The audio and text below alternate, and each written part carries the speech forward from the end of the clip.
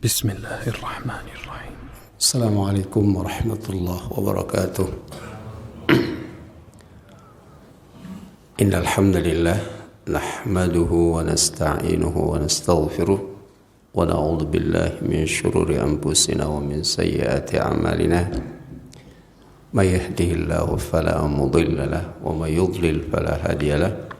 والصلاة والسلام على نبي المرسلين محمد بن عبد الله وعلى آله وأصحابه ومن سار على نهجه واهتداه بهداه إلى يوم الدين. أما بعد، يا أيها الذين آمنوا اتقوا الله حق تقاته ولا تموتن إلا وأنتم مسلمون. اعلموا فإن خير الحديث كتاب الله وشر الأمور محدثاتها فإن كل محدثة بدعة وكل بدعة ضلالة. معاشر الإخوان والأخوات أعزني الله وإياكم. Bapak Ibu sekalian yang semoga dimuliakan Allah Subhanahu wa taala, kita kembali bersyukur dan mengucapkan pujian kepada Allah Jalla Sya'nuhu atas segala limpahan taufik hidayahnya, sehingga kita meluangkan waktu untuk urusan yang sangat penting, yaitu tafaqquh fiddin. Kalaulah bukan karena taufik dan rahmat dari Allah Subhanahu wa taala, maka mungkin kita lebih memilih untuk berdiam diri, untuk bercengkrama dengan keluarga kita.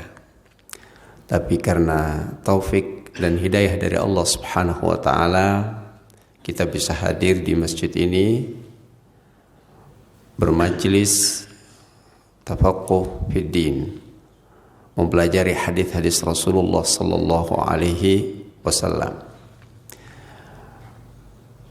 Pada kesempatan pagi hari ini kita akan mempelajari, membaca, memahami hadis yang kelima dari 40 hadis tentang tarbiyah dan manhaj.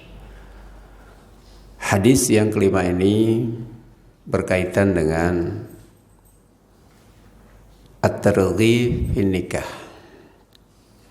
Imam Bukhari meletakkan hadis ini dalam hubungannya dengan anjuran untuk menikah. Hadis yang dikeluarkan oleh Bukhari dan Muslim dari sahabat Anas bin Malik radhiyallahu taala anhu, ia berkata, Ja'a thalathatu rahtin ila buyuti azwajin Nabi sallallahu alaihi wasallam yas'aluna an ibadatin Nabi sallallahu alaihi wasallam. Falamma ukhbiru ka'annahum taqalluha faqalu ayna nahnu minan Nabi sallallahu alaihi wasallam. قد غفر الله له ما تقدم من ذنبه وما تأخر. قال أحدهم أما أنا فإني أصلي الليل أبدا. وقال آخر أنا أصوم الدهر ولا أفطر. وقال آخر أنا أعتزل النساء فلا أتزوج أبدا.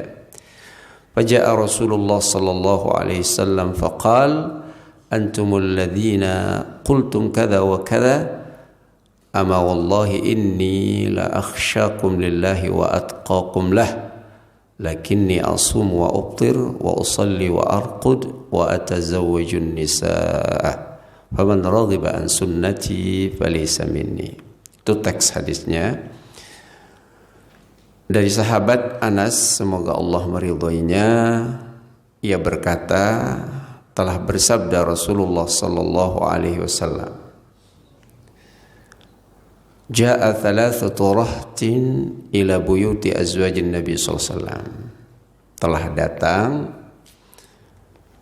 3 kelompok atau 3 rombongan. Rahat itu dalam bahasa Arab jumlah yang terdiri dari 3 sampai 9 orang. Itu namanya rahtun. Jadi ada 3 kelompok yang datang kepada rumah istri-istri Rasulullah sallallahu alaihi wasallam. Ungkapan Anas bin Malik yang menceritakan tentang 3 kelompok yang datang kepada rumah istri Rasulullah sallallahu alaihi wasallam menunjukkan antusiasme atau antusias para sahabat Nabi sallallahu alaihi wasallam mendatangi rumah istri-istri beliau dalam rangka bertanya. Yas'aluna an ibadatin Nabi sallallahu alaihi wasallam. Datang bertanya tentang ibadah Nabi sallallahu alaihi wasallam. Mereka mendatangi rumah istri-istri Nabi sallallahu alaihi wasallam. Datang dalam rangka apa?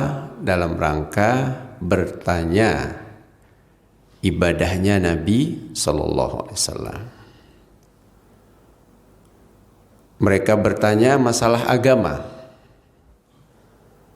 Mereka ingin tahu seperti apa ibadahnya Nabi.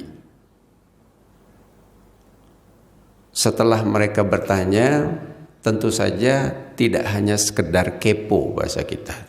Tidak hanya sekedar ingin tahu. Mereka ingin mengamalkan apa yang mereka dapatkan. Dan kita tahu bahwa Nabi sallallahu alaihi wasallam adalah orang yang paling baik dalam beribadahnya. Orang yang paling sempurna dalam beribadahnya. Ketika kita bertanya tentang ibadahnya Nabi, atau ketika mereka bertanya tentang ibadahnya Nabi, mereka ingin bertanya tentang contoh-contoh terbaik dalam hal beribadah. Amalan Nabi Shallallahu Alaihi Wasallam itu ada yang sifatnya terbuka, diketahui oleh umumnya orang, dan ada yang tidak diketahui kecuali oleh orang-orang tertentu. Nah, dalam hal ini mereka, para sahabat tersebut bertanya kepada istri-istri Nabi tentang ibadah Nabi, apa yang beliau lakukan di rumah, ya. Sedangkan misalnya kalau perbuatan-perbuatan tersebut yang nampak oleh umum manusia, semua orang bisa melihatnya, maka dia tidak akan bertanya kepada istri-istrinya, ya. Karena aslinya di sini mereka ingin tahu amalan-amalan Nabi, sebuah amalan atau amal-amalan yang mereka tidak jangkau, mereka tidak tahu, karena Nabi tidak memperlihatkan amal-amal tersebut. Dan yang paling tahu adalah istri-istri beliau. Nah, ini dalam konteks ini mereka datang untuk bertanya tentang ibadah-ibadah Nabi yang tidak tampak, yang tidak diperlihatkan di hadapan umum. Ya. Yang tahu orang-orang tertentu seperti istri-istrinya atau pembantu-pembantu Nabi sallallahu alaihi wasallam. Pembantu-pembantu Nabi misalnya Anas bin Malik, Ibnu Mas'ud misalnya. Ya. Dan yang mengisahkan ini adalah Anas bin Malik. Ya, yang meriwayatkan hadis ini. Falamma ukhbiru ka'annahum taqalluha. 3 rombongan yang datang bertanya tentang ibadah Nabi sallallahu alaihi wasallam kepada istri-istri beliau. Ini istri-istri beliau. Ini juga menjadi pelajaran faedah yang bisa kita ambil di sini, bisa kita jadikan sebuah keputusan hukum. Bolehnya laki-laki bertanya kepada perempuan, boleh, apabila hal tersebut memang diketahui oleh perempuan, ilmu tersebut dimiliki oleh perempuan. Nah, ini istri-istri Nabi tahu bagaimana kebiasaan Nabi di rumah, bagaimana ibadah Nabi di rumah. Maka 3 rombongan ini adalah rombongan yang terdiri dari para laki-laki bertanya kepada istri-istrinya, para wanita, sahabiat dan istri-istri beliau tentunya. Sekali lagi ini menjadi faedah bagi kita, boleh laki-laki berguru kepada perempuan dalam masalah-masalah yang memang mereka memahaminya, mereka yang tahu. Nah, kalau misalnya laki-laki ada yang berguru kepada perempuan dalam hal-hal yang perempuan menguasai hal itu, dan di saat yang sama juga ada laki-laki yang menguasai hal itu, maka aslinya laki-laki berguru kepada laki-laki. Akan lebih utama berguru kepada laki-laki, menghindari hal-hal yang berpotensi fitnah. Tetapi kalau ada hal-hal yang memang itu dikuasai oleh para wanita, sementara laki-laki tidak menguasai itu, maka laki-laki bertanya kepada wanita. Seperti itu. Aisyah radhiyallahu taala anha di antara istri Nabi yang banyak meriwayatkan hadis. Ya. Ada urutan-urutannya, yang terbanyak meriwayatkan hadis itu siapa? Abu Hurairah. Abu Hurairah radhiyallahu taala anhu. Setelah Abu Hurairah ada sahabat Abdullah bin Umar. Setelah Abdullah bin Umar ada sahabat Anas bin Malik, dan urutan keempat itu adalah Aisyah radhiyallahu taala anha. Abu Hurairah misalnya meriwayatkan hadis sekitar 5.374. Urutan kedua tadi Abdullah bin Umar itu meriwayatkan 2.630. Urutan ketiga adalah Anas bin Malik 2.286, dan urutan yang keempat adalah Aisyah radhiyallahu taala anha sebanyak 2.210. Nah, ini menunjukkan bahwa sahabat-sahabat Nabi dalam perolehan hadis atau periwayatan hadis itu berbeda-beda tingkatan, meskipun mungkin mereka membersamai Rasulullah SAW dalam tempo waktu yang sama, tetapi tingkat periwayatannya itu berbeda-beda. Dan kita tahu tadi Aisyah urutan yang keempat setelah Abu Hurairah radhiyallahu taala anhu. Berarti Aisyah ini seorang ulama, sahabat dari perempuan, dari kalangan perempuan, subhanallah. Seorang ulama Kalau bahasanya sekarang itu ulama besar dari kalangan wanita, yaitu Aisyah, ibunda kita, ibunda kaum mukminin radhiyallahu taala anha.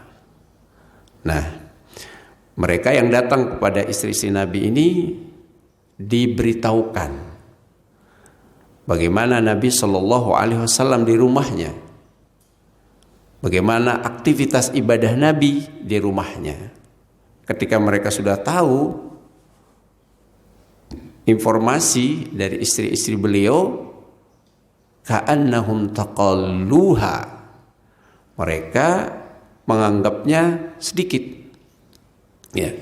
Jadi Nabi beribadah di rumah yang diketahui oleh istri-istrinya itu sangat sedikit menurut mereka.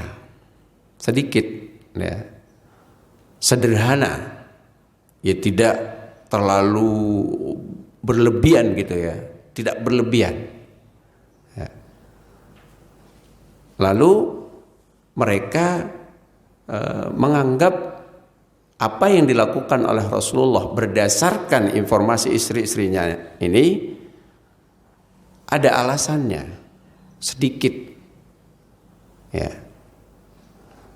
tidak banyak, ya, ada alasannya. Kenapa? Karena beliau Shallallahu Alaihi Wasallam orang yang diampuni dosanya yang telah lalu maupun yang akan datang.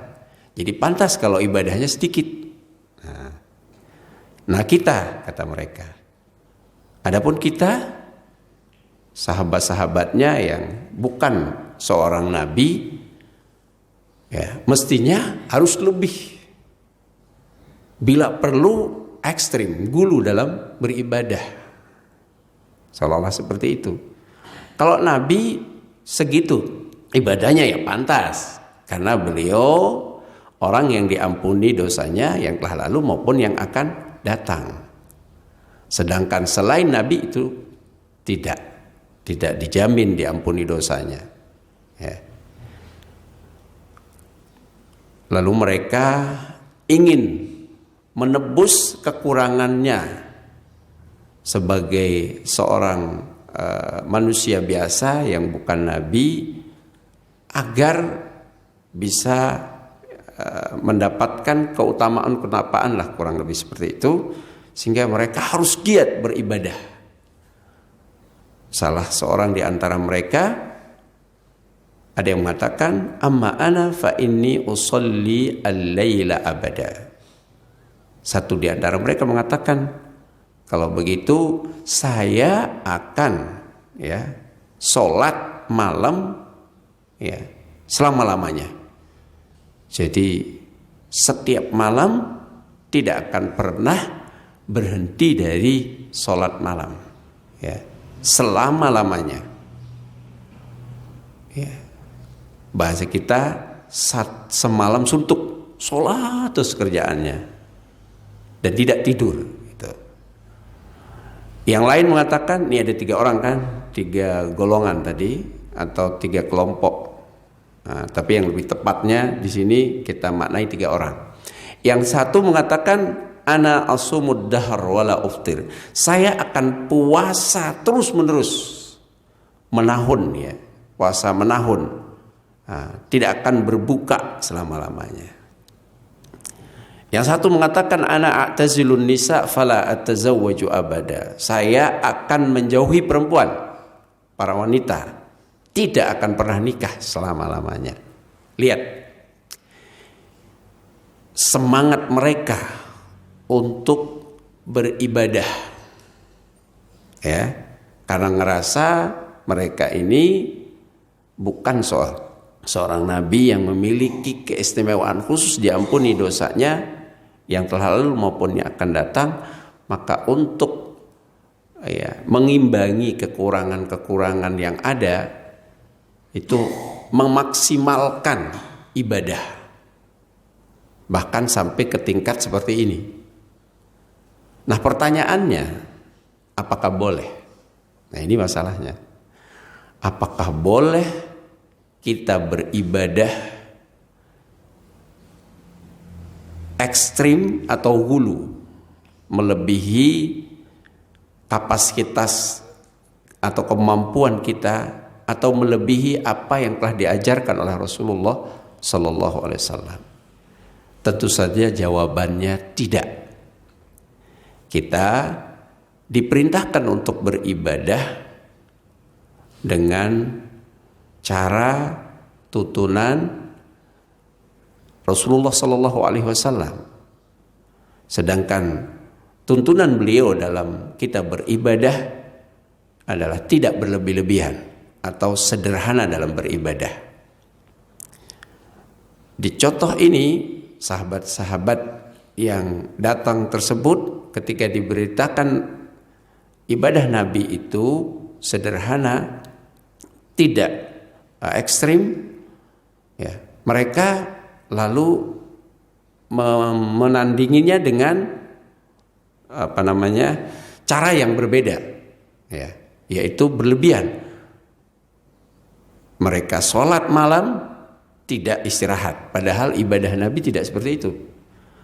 Beliau tidur, ya, kemudian beliau bangun untuk sholat, jadi tidak semalam suntuk.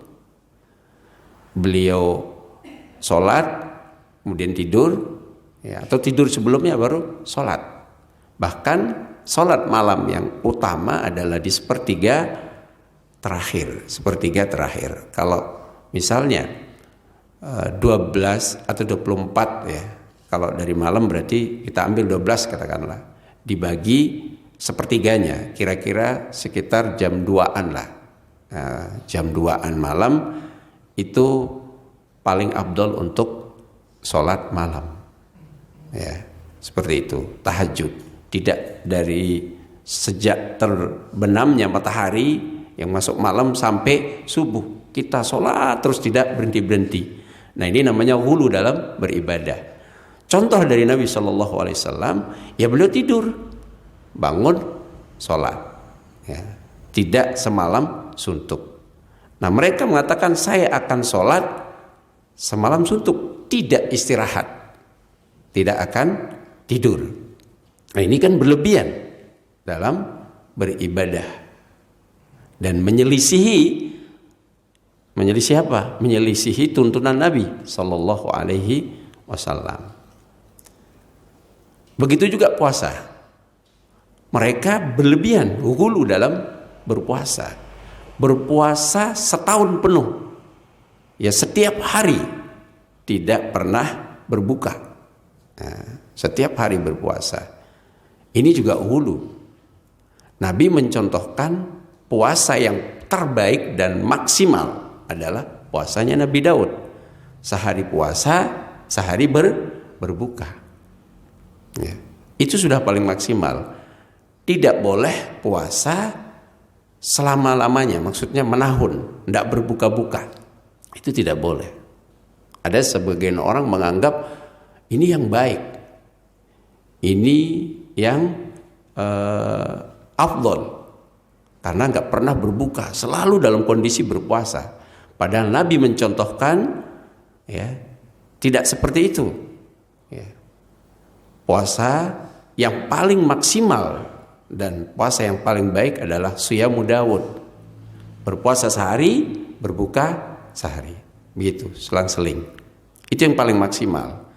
Jadi tidak boleh berpuasa setahun penuh tidak pernah berbuka.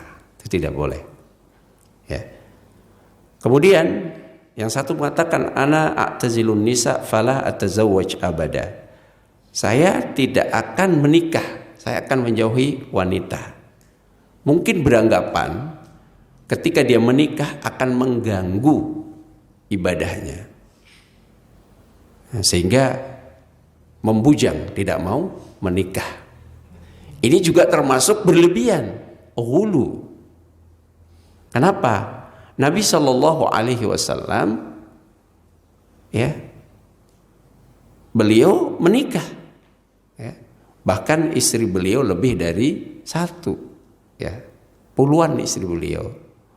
Pada saat beliau meninggal itu ada 9 istrinya, masih 9, ya, pada saat beliau meninggal. Jadi contoh-contoh yang dikemukakan oleh mereka yang datang kepada istri Nabi itu adalah contoh-contoh beribadah yang menyelisihi ya ibadahnya Nabi Shallallahu Alaihi Wasallam dan dikategorikan ghulu. Sedangkan ghulu dalam beribadah itu tidak boleh. La yushaddad dinu ahadun illa ghalabahu. Iyyakum wal ghulu fa innal ghulu ahlaka man kana qablakum. Nabi sallallahu alaihi wasallam mengingatkan, hati-hati kalian dari bersifat ghulu. Ghulu itu artinya berlebihan. Kapan dikatakan berlebihan? Apabila amalan tersebut ya tidak sesuai dengan tuntunan Nabi sallallahu alaihi wasallam. Ya. Menambahi ya, dari apa yang telah ditentukan oleh Nabi Shallallahu Alaihi Wasallam. Ini ghulu. Sedangkan ghulu dalam beribadah itu akan sangat berpotensi membuat kita lemah, tidak akan mampu. Tidak akan mampu. Kita melakukan seperti itu, tindakan memaksakan diri di luar batas kemampuan kita. Coba antum bayangkan, semalam suntuk sholat sangat memberatkan. Setahun penuh berpuasa, ya, kemudian tidak menikah. Ini amalan-amalan seperti ini sangat ekstrim dan jelas tidak akan membuat kita mampu untuk melakukannya. Sedangkan agama kita ini agama yang memudahkan, agama yang prinsipnya adalah pertengahan, tawassut, khairul umuri awsatuha. Sebaik-baik perkara adalah pertengahan. Jadi tidak terlalu menyepelekan, ya, tidak terlalu minimalis dan tidak terlalu berlebihan, di tengah-tengah. Makanya Nabi SAW mengatakan di sini, ya, setelah mendengar informasi kedatangan 3 orang ini ke istri-istri beliau, ke rumah istri-istri beliau, beliau kemudian mengarahkan, menegur, ya, apa yang mereka yakini, apa yang mereka akan lakukan itu. Nabi jelaskan setelah beliau di dalam riwayat yang lain mengucapkan hamdalah, ya, salawat, mengucapkan hamdalah seperti yang biasa dilakukan oleh orang yang akan memberi ceramah, innal hamdalillah nahmaduhu dan seterusnya. Lalu Nabi mengatakan, ma balu qaumin, ya, ada apa gerangan dengan kaum. Lalu Nabi juga mengatakan, apakah kalian yang telah mengatakan demikian-demikian? Ini adalah upaya beliau untuk mengklarifikasi, ya, antumul ladzina qultum kadza wa kadza, apakah kalian yang mengatakan demikian-demikian? Beliau mengajarkan kepada kita, kalau ada informasi jangan langsung divonis, jangan langsung kemudian disebarkan berita tersebut tanpa melalui klarifikasi atau bahasa lainnya, tabayyun. Ini Nabi mengajarkan kepada kita. Ada berita kedatangan 3 orang ke istri-istri beliau, ke rumah istri-istri beliau. Kemudian mengatakan hal-hal yang menyelisihi dari tuntunan beliau. Beliau tidak langsung memvonis, tetapi beliau tanyakan, apakah betul kalian mengatakan demikian-demikian? Sebelumnya ada riwayat beliau mengatakan, ada apa gerangan dengan kaum? Beliau tidak memvonis nama atau person orang yang melakukan hal itu. Ini adalah adab bagi kita. Ketika kita hendak, ya, menyampaikan sebuah berita, ya, maka kita tidak boleh menyebutkan personnya. Ketika ingin menegur, meluruskan, itu tidak boleh menyebut personnya. Lihat Nabi SAW. Jadi beliau mengatakan apa gerangan yang dikatakan oleh kaum atau yang dilakukan oleh kaum. Tidak menyebutkan personnya. Padahal kemungkinan besar beliau tahu orangnya, tapi tidak mengatakan demikian. Ini adalah adab. Jadi kita tidak boleh ya menyampaikan teguran kepada teguran terhadap seseorang di depan umum kemudian disebutkan si fulan ini begini-begini, tidak boleh. Ya, tetapi kita bahasakan dengan bahasa umum seperti Nabi SAW. Yang kedua tadi apa? Kita tidak boleh ya menyampaikan sebuah berita sebelum kita telusuri kebenarannya. Itu Nabi mengajarkan seperti itu. Jangan mudah menyerap berita sebelum dikonfirmasi atau sebelum disaring begitu saja. Ini kebiasaan-kebiasaan yang tidak baik, menyelisihi tuntunan Nabi sallallahu alaihi wasallam. Kita ingat ketika Allah Subhanahu wa taala di dalam sebuah ayat menyatakan in ja'akum fasikum binama'in fatabayyanu an tusibu qauman bijahalatin fatusbihu ala ma fa'altum nadimin. Jika datang berita kepadamu dari orang-orang fasik, maka klarifikasi dulu. Ya, klarifikasi. Jangan sampai berita yang kita sampaikan kemudian salah, yang membuat kita menyesal atas apa yang telah disampaikan. Nah, seperti itu adabnya. Ini pelajaran penting bagi kita yang hidup di zaman yang serba mudah untuk menyampaikan informasi, keterbukaan informasi. Terkadang kita tidak mengklarifikasi kebenarannya, lalu kita sebarkan. Ternyata berita itu adalah berita hoax, bahasa sekarang. Ini tentu menyelisihi. Ya. Bahkan di dalam sebuah hadis dikatakan kafa bil mar'i kadziban ayyuhadditsa bikulli ma sami'a. Cukup seseorang dianggap pembohong apabila dia menyampaikan setiap berita yang dia dengar. Ya. Maka ini adalah adab. Sebelum kita menyampaikan, kita mestinya mengklarifikasi dulu. Nah, ini Nabi sallallahu alaihi wasallam. Ya. Beliau dikasih tahu oleh istri-istrinya bahwa yang datang fulan-fulan begini.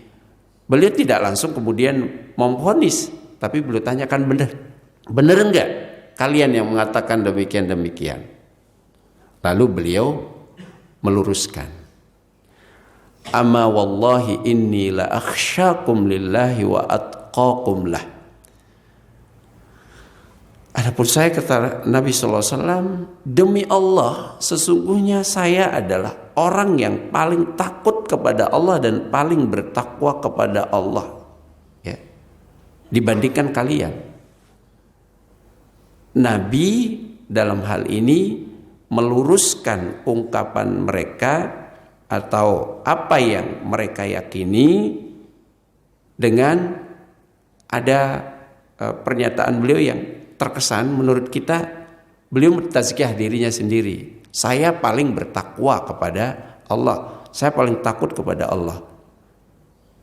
Nah, tazkiyah diri sendiri pada asalnya itu tidak boleh. Fala tuzakku anfusakum huwa a'lamu bimanittaqa. Allah berfirman, jangan sekali-kali kalian mensucikan diri kalian sendiri. Allah yang lebih tahu siapa yang paling bertakwa. Nah, Nabi mengatakan apa di sini? Saya paling bertakwa dan saya paling takut kepada Allah dibandingkan dengan kalian. Ya. Ini kenapa beliau mentazkiyah diri sendiri? Dalam hal ini boleh jika diperlukan untuk sebuah kemaslahatan. Boleh kita mengucapkan, ya, saya lebih tahu tentang itu daripada kalian. Saya lebih memahami tentang ini daripada kamu. Itu kan kita bertazkiyah diri kita sendiri sebenarnya. Tapi untuk sebuah keperluan boleh. Dari sebuah penegasan untuk meluruskan kesalahan. Kalau kita lihat dari pribadi Nabi, benar. Nabi adalah yang paling bertakwa kepada Allah. Tidak salah. Satu. Yang kedua, ini konteksnya adalah beliau ingin meluruskan. Apa yang mereka lakukan, apa yang mereka yakini, ini sebuah kesalahan. Saya aja paling takwa kepada Allah tidak begitu, kira-kira. Saya aja paling takwa kepada Allah tidak seperti itu beribadahnya. Itu menyelisihi tuntunan yang benar. Itu adalah ekstrim yang dilarang dalam agama. Jadi beribadah itu sederhana saja, tawassut, pertengahan. Ya, kita sholat malam, iya, tidak apa-apa, tidak apa-apa, bisa aja setiap malam umpamanya kita kemudian tidak sholat sesekali, tidak ke sholat ketiduran umpamanya, itu nggak apa-apa, tidak apa-apa seperti itu. Atau tidak seluruh sunnah Nabi itu dilakukan. Ya. Misalnya kalau dalam bidang puasa, dia bisanya puasa Senin Kamis, tidak bisa puasa Daud, nggak apa-apa, nggak apa-apa. Ya. Ini namanya sederhana dalam beribadah, tawassut, ya, tawassut, dan ini yang terbaik, tidak berlebihan. Yang kemudian puasa terus, ya, nah ini salah. Maka Nabi meluruskan, ini lihat nih saya ini puasa, tapi saya juga berbuka. Padahal tadi kan Nabi paling bertakwa. Berarti kalau melebihi dari itu salah dong. Ya, salah. Caranya salah. Ya. Apa tadi? Kalau orang beribadah terlalu ekstrim berlebihan, akan membuat dia bosan nantinya. Orang misalnya, mohon maaf contoh. Ada orang baca Quran, ada yang orang baca Quran dan menamatkan Quran cuma beberapa jam saja, ya, tidak sampai sehari. Baca pagi, sore, sebelum maghrib udah selesai 30 juz. Ya. Kalau ini diterapkan, dianggap ini sebagai sebuah ibadah yang baik gitu. Ini contoh yang salah, ghulu. Kenapa?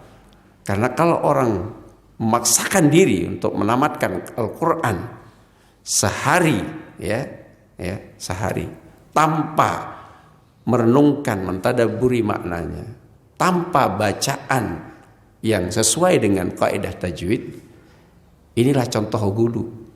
Dan ini salah. Karena batasan maksimal orang menamatkan Al-Quran itu dalam 3 hari sekali. Itu paling maksimal. Lebih dari itu bisa dianggap ghulu. Kecuali momen-momen tertentu seperti di bulan Ramadan. Aslinya ghulu kalau kemudian orang menamatkan Al-Quran, ya, dalam sehari sekali. Ghulu. Bisa ghulu. Kenapa? Karena menyelisihi tuntunan Nabi Shallallahu Alaihi Wasallam. Dan ini akan membuat orang bosan. Habis itu sudah, ya, bosan, kecapean. Nah, beribadah itu sederhana saja, sederhana. Bahkan akan lebih baik kalau setiap hari dia baca beberapa lembar, tapi rutin tiap hari. Karena Nabi mengatakan, ahabbul a'mali ilallah adwamahu wa in qalla. Amalan yang paling dicintai oleh Allah Subhanahu wa taala adalah amalan yang dilakukan secara kontinu walaupun sedikit. Walaupun sedikit. Contohnya tadi, baca Quran dirutinkan setiap hari, ya, misalnya 1 lembar 1 lembar. Dalam sebulan tamat sekali misalnya, ya. Ini lebih baik daripada tamat 1 hari dalam setahun atau dalam sebulan. Tamat, dia baca Al-Quran sehari, ya, langsung tamat, tetapi itu setahun sekali misalnya. Di bulan Ramadan saja tadarusan. Bisa tamat dia, tapi setahun cuma sekali misalnya.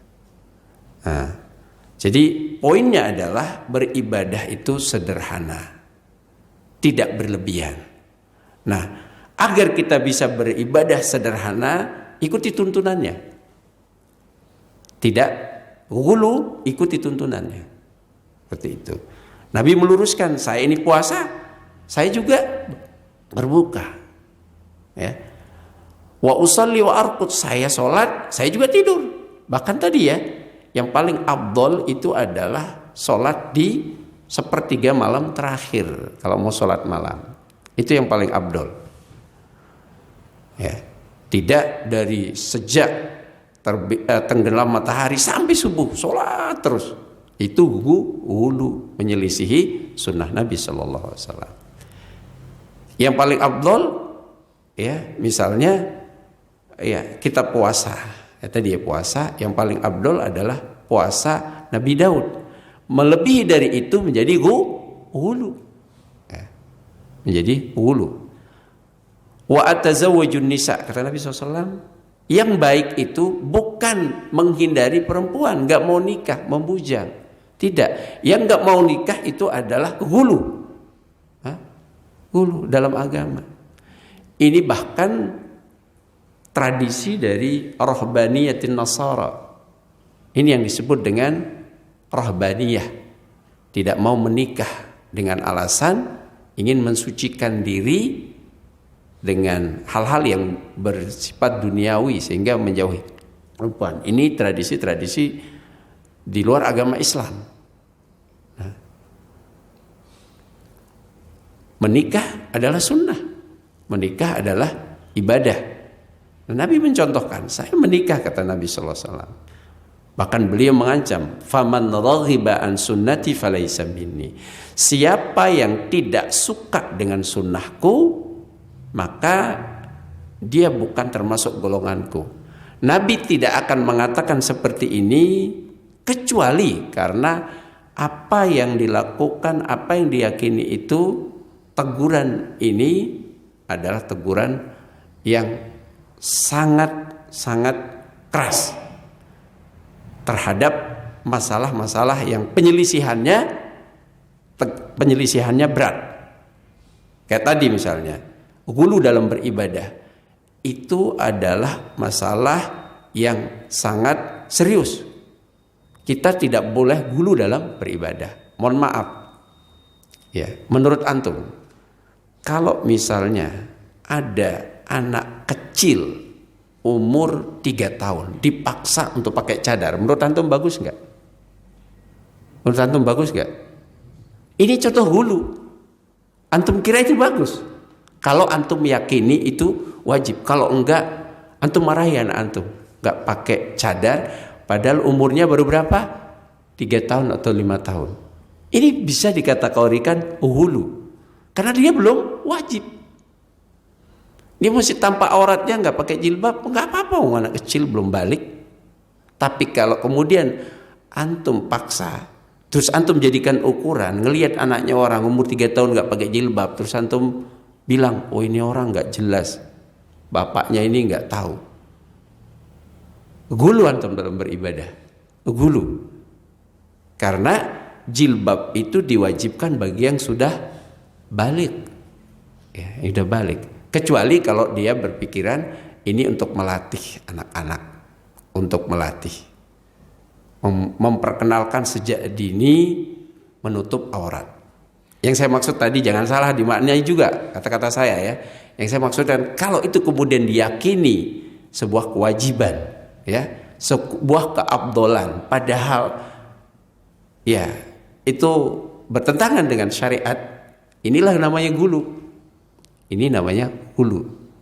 Sehingga dalam agama kita ada batasan-batasannya kayak tadi itu.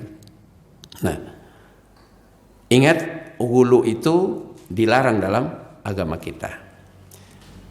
Hadirin jamaah sekalian yang rahmati Allah Subhanahu wa taala. Dari hadis yang telah kita bacakan ini ada beberapa fawaid yang bisa kita ambil.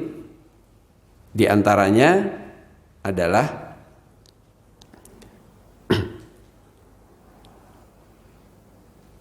dalam kita beribadah, dalam kita beramal, ukurannya bukan kuantitas, tetapi ukurannya adalah kesesuaian tuntunan, kesesuaian amalan tersebut dengan tuntunan Nabi sallallahu alaihi wasallam. Dalam bahasa lainnya, annal ibrah bil kaif la bil kammi. Ukuran parameter adalah cara kesesuaiannya dengan cara yang benar, dengan tuntunan, bukan jumlah. Kayak tadi nih. Orang sholat terus nggak istirahat. Ya, apakah itu baik? Apakah itu dianjurkan? Tidak, karena berlebihan itu bertentangan dengan syariat, tidak sesuai dengan tuntunan Nabi Shallallahu Alaihi Wasallam. Jadi jangan mudah tertipu, terpedaya dengan sebuah amalan yang kesannya sangat maksimal, sangat apa istilahnya itu wah gitu. Tetapi lihatlah apakah hal itu sesuai dengan Nabi Shallallahu Alaihi Wasallam tuntunannya atau tidak. Karena itu yang jadi ukuran. Diterimanya sebuah amalan itu apabila memenuhi dua syarat kan. Pertama ikhlas, dan yang kedua sesuai dengan tuntunan Nabi SAW. Bukan banyaknya, ya, bukan ekstrimnya, bukan. Jadi misalnya dalam kasus ini, Nabi kemudian menegur karena menyisihi sunnah Nabi SAW. Kasus-kasus yang ada dalam fakta kehidupan kita bisa kita bisa kita ambil dari contoh-contoh yang ada di dalam hadis ini. Artinya dalam masyarakat kita ada orang-orang yang terjatuh dalam ghulu. Misalnya gini, orang melafalkan satu doa atau zikir-zikir tertentu dengan jumlah yang sangat banyak, dan itu dianggap di masyarakat sebagai sebuah ibadah yang masya Allah, ini luar biasa. Padahal mari kita lihat apakah sesuai dengan tuntunan Nabi Sallallahu Alaihi Wasallam. Orang misalnya zikir dengan jumlah ribuan misalnya, Nabi Sallallahu Alaihi Wasallam dalam menyebutkan bilangan itu tidak lebih dari 100 seringnya. Jarang di dalam hadis lebih dari 100, tidak ada. Misalnya nih, contoh nih, ketika Nabi SAW bersabda, man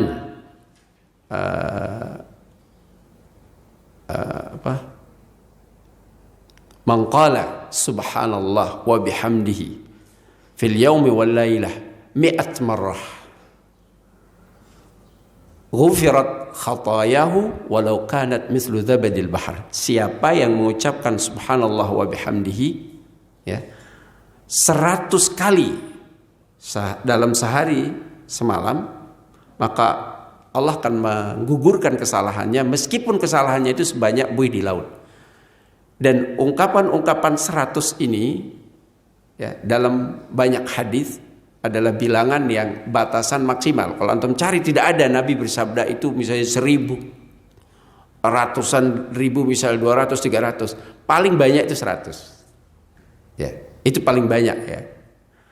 Jadi kalau ada orang yang mengucapkan lafal-lafal tertentu yang fantastis jumlahnya ribuan bahkan jutaan, berarti ketahuilah itu ghulu dalam bertasbih, bertahmid, bertahlil atau zikir.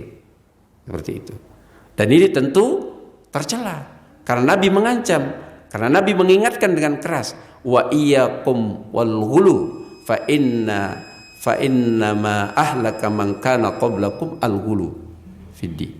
Kata Nabi SAW, hati-hati, jangan sekali-kali melakukan perbuatan yang melampaui batas, ghulu, ekstrim. Karena yang membuat, ya, umat-umat sebelum kalian itu hancur karena ghulu dalam masalah agama ini. Taib.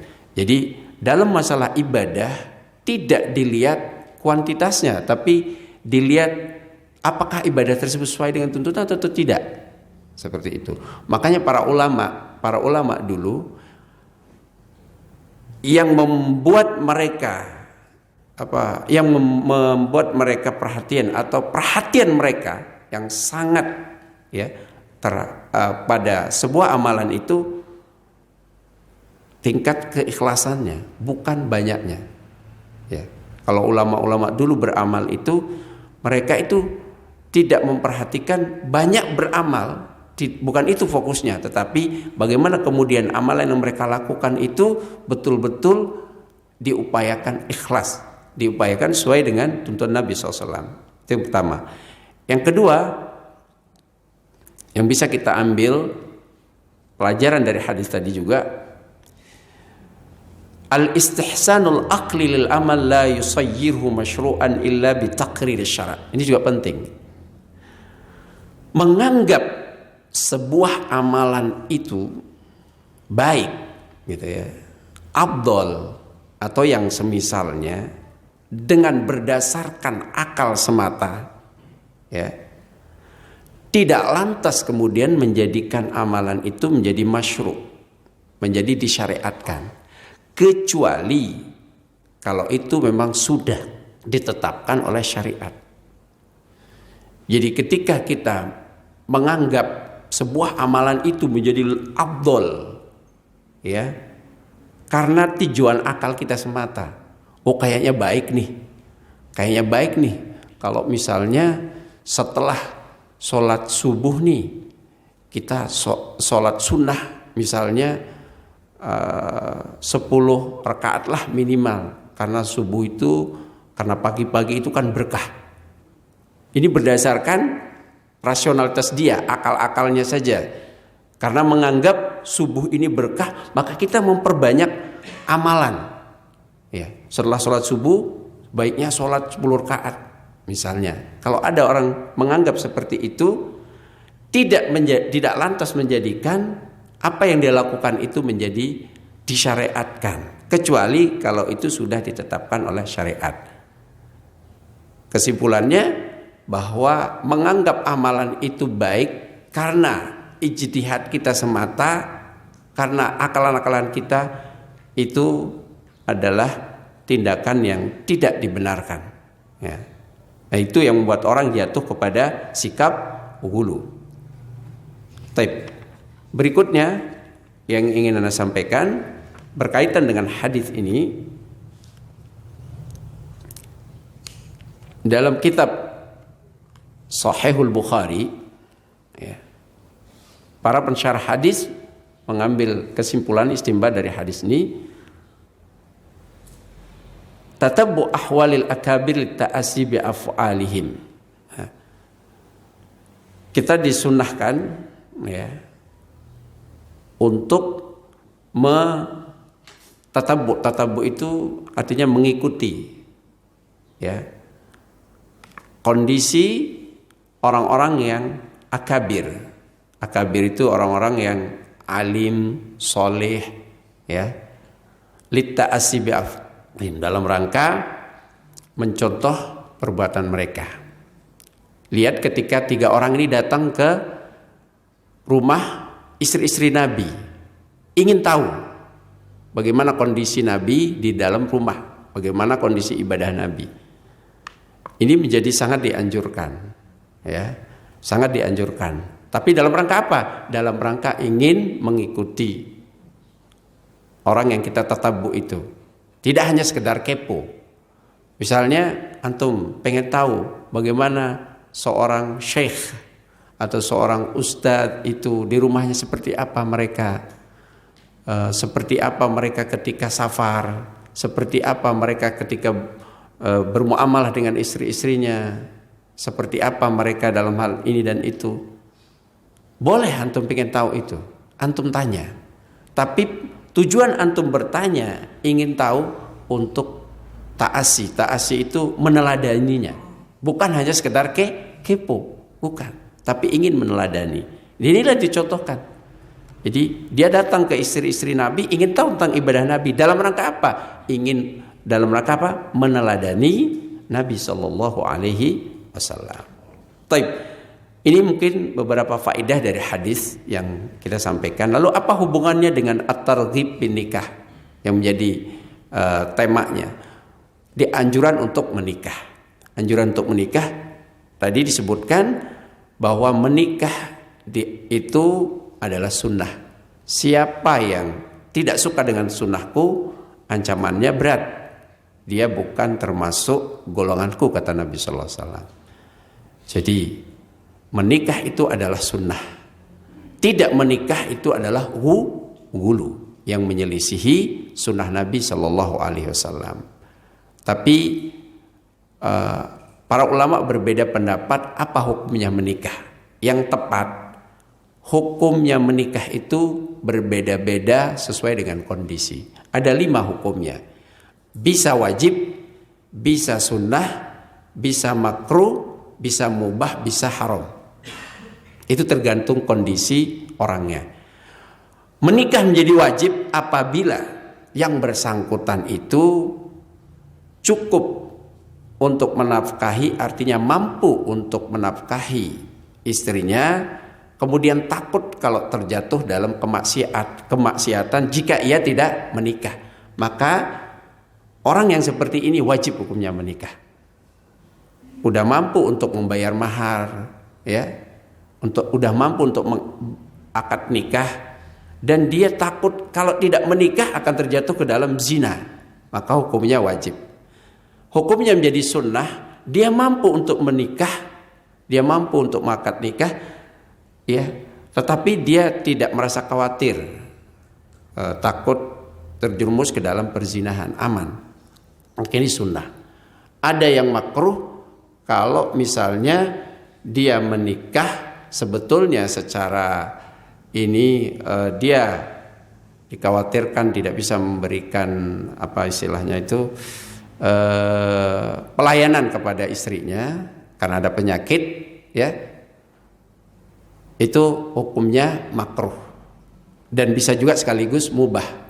Ada orang menikah sebetulnya tidak mampu, ada penyakit tapi dia nikah, ini hukumnya mubah ya, artinya boleh nikah boleh juga tidak. Kalau misalnya dikhawatirkan dia punya penyakit, nggak mampu untuk memberikan pelayanan kepada istrinya, pelayanan batin tentunya ya. Kemudian berikut yang haram, apabila orang menikah dalam rangka menyakiti wanita. Dalam rangka menyakiti wanita, tidak memberikannya nafkah atau melakukan KDRT dan yang semisalnya, maka ini hukumnya haram menikah. Nah, yang kita bahas dalam hadis ini hukum menikah yang istihbab. Maka bagi yang sudah mampu untuk menikah, silahkan menikah, dan ini akan sangat dianjurkan, dan menikahnya itu adalah ibadah seperti itu. Dan sisi-sisi ibadah selain menikah itu, kalau kita lihat bahwa menikah itu telah memenuhi setengah agama. Demikian sobat muslim dan muslimah yang dirahmati Allah Subhanahu wa taala. Terakhir kita sampaikan hadis Nabi yang berkaitan dengan ini, ya, tentang menikah. Nabi bersabda, ya, an-nikahu idza tazawwaja al-'abdu faqad istakmala nisfa dinihi falyattaqillah fi nisbil baqi. Apabila seseorang menikah, seorang hamba menikah, maka sungguh dia telah menyempurnakan setengah agamanya. Maka bertakwalah kepada Allah di setengah yang lain. Jadi intinya menikah itu luar biasa. Dia adalah amalan ibadah yang memiliki bobot. Itu setengah. Kalau kita bagi misalnya agama seluruhnya, maka setengahnya ini telah tercover dengan ibadah nikah. Maka tinggal bertakwa kepada Allah pada setengahnya. Tapi inilah yang bisa kita sampaikan berkaitan dengan hadis yang kelima di kesempatan pagi hari ini. Semoga Allah Subhanahu wa taala memberikan kefahaman kepada kita dan bisa mengamalkan apa yang kita telah dengar. Dari hadis tadi kita telah memahami bahwa dalam ibadah itu al-ibrah bil kaif la bil kammi. Dalam urusan beramal beribadah, parameternya, ukurannya adalah kesesuaiannya dengan cara tuntunan Nabi SAW, bukan kuantitas, intensitasnya, bukan itu. Apabila amalan tersebut sesuai dengan tuntunan Nabi sallallahu alaihi wasallam, itu yang berkah, itu yang benar, itu yang masyru'. Jika tidak, berarti itu dianggap berlebihan atau ghulu, dan bisa terjatuh dalam perbuatan-perbuatan selain ghulu, bisa terjatuh dalam perbuatan bid'ah karena kita mengada-ada. Nah, untuk menilai ghulu dan tidaknya tadi sederhana caranya. Apakah itu sesuai dengan sunnah Nabi sallallahu alaihi wasallam atau tidak? Adakah dukungan dalilnya dari Al-Quran maupun sunnah? Ini secara umum. Dan kita akan mengetahui itu secara khusus setelah kita belajar, mengkaji. Jadi tidak cukup kita mengatakan kalau amalan tersebut kemudian bertentangan dengan dalil-dalil dari Al-Quran dan sunnah secara umum, tanpa kita melihat, memperinci, mengkaji terlebih dahulu. Dalam kasus-kasus misalnya amalan, di antara cara menilainya adalah pertama kita melihat ketercukupan atau kesesuaian dalam amalan itu, misalnya dalam hal waktu, ukurannya, dan dalam hal kadar tertentunya, ini kita sesuaikan, apakah kemudian amalan-amalan tersebut ditentukan waktunya atau tidak. Kalau di dalam syariat tidak ditentukan waktunya, kapan saja kita lakukan amalan itu maka tidak apa-apa. Kalau kemudian kadarnya telah ditentukan, ketika menyelisih kadarnya, bahwa amalan tersebut berarti menyelisihi sunnah Nabi Shallallahu Alaihi Wasallam. Kalau misalnya selain waktunya tersebut, kita juga melihat tata caranya secara terperinci, sesuai tidak dengan sunnah Nabi SAW. Mungkin akan lebih pas kalau saya contohkan begini. Misalnya kita mau berzakat nih. Berzakat itu kan sudah ditentukan waktunya, sudah ditentukan ukurannya, sudah ditentukan caranya. Kalau kemudian ukuran, waktunya, caranya menyelisih, ini bisa terjatuh kepada bid'ah. Orang berzakat misalnya bima suqiyal ma al-ushur, al-ushur, atau bima suqiyal ma nisful usur, fama dunahu fal ushur misalnya. Ketentuan di dalam syariat dalam masalah zakat pertanian, apabila kita dibebankan mengairi sawah kita, maka zakatnya nisful usur, 5%. Tapi kalau dengan curah hujan, tada hujan, maka itu 10%. Ini kan sudah ditentukan kadarnya. Kalau ada orang meyakini zakat lebih dari itu, berarti bisa terjatuh kepada bid'ah.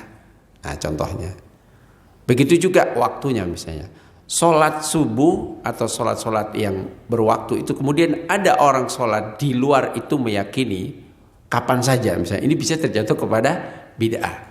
Nah, bisa terjatuh kepada bid'ah. Dan itu pembahasannya panjang di dalam pembahasan seperti ini oleh ulama, kaidah-kaidahnya, hukum-hukum fikihnya itu panjang.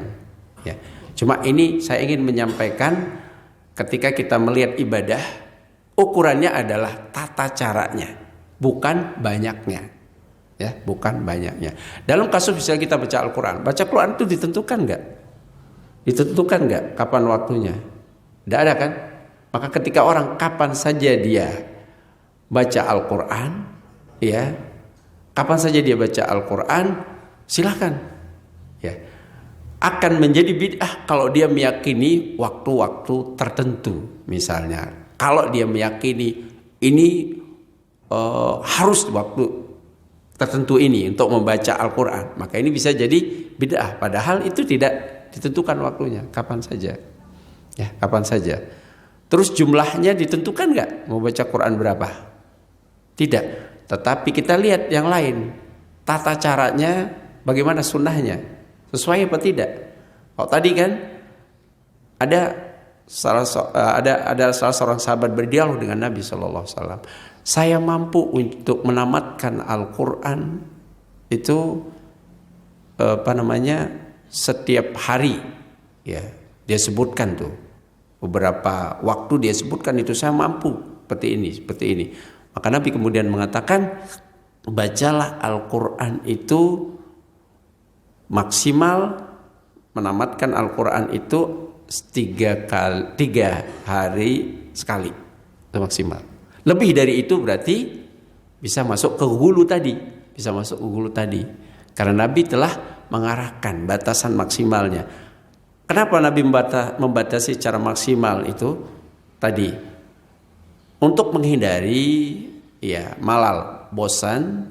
Kemudian yang kedua, kalau kita baca kemudian tanpa tadabbur, ini menjadi tidak baik, tidak afdol.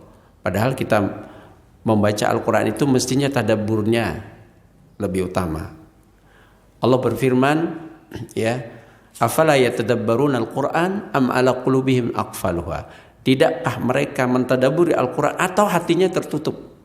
Jadi Al-Qur'an itu didudurkan oleh Allah untuk kita tadabburi, bukan hanya sekedar membaca. Nah, kalau kita fokuskan pada membaca, apalagi target tertentu, kan bisa terjadi tadi, tidak tadabbur, tidak sesuai dengan kaidah-kaidah tajwid. Bisa jatuh kepada apa tadi? Hulu. Nah, kaidahnya kan jelas tadi kan? Jadi kita lihat kesesuaiannya dengan sunnah Nabi SAW. Bagaimana Nabi SAW mengajarkan kepada kita membaca Al-Quran, tata caranya, target membaca Quran itu apa? Targetnya mentadaburi, memahami dan baca Quran itu sesuai dengan kaidah tajwidnya. Warattilil Qur'ana tartila. Bacalah Al-Quran secara tartil. Gitu. Berarti kalau di luar dari itu dikhawatirkan tadi bisa jatuh kepada hulu, bisa jatuh kepada bid'ah karena di luar tata cara yang diajarkan oleh Nabi Sallallahu Alaihi Wasallam. Seperti itu ya. Allah Taala a'lam. Ya. Ada lagi? Cukup ya. Taib. Insyaallah kita lanjutkan di pembahasan yang akan datang, hadis yang ke-6. Sekali lagi semoga Allah memberikan kepahaman kepada kita dan mengamalkan apa yang kita dengar. Allahu taala alam. Mohon maaf atas segala kekurangannya. Ya, kita akhiri subhanakallahumma bihamdik asyhadu an la ilaha illa anta astaghfiruka wa atubu ilaik. Wassalamualaikum warahmatullahi wabarakatuh. أهل الكتاب لا تغلوا في دينكم غير الحق ولا تتبعوا أهواء قوم قد ضلوا من قبل وأضلوا كثيرا وضلوا عن سواء السبيل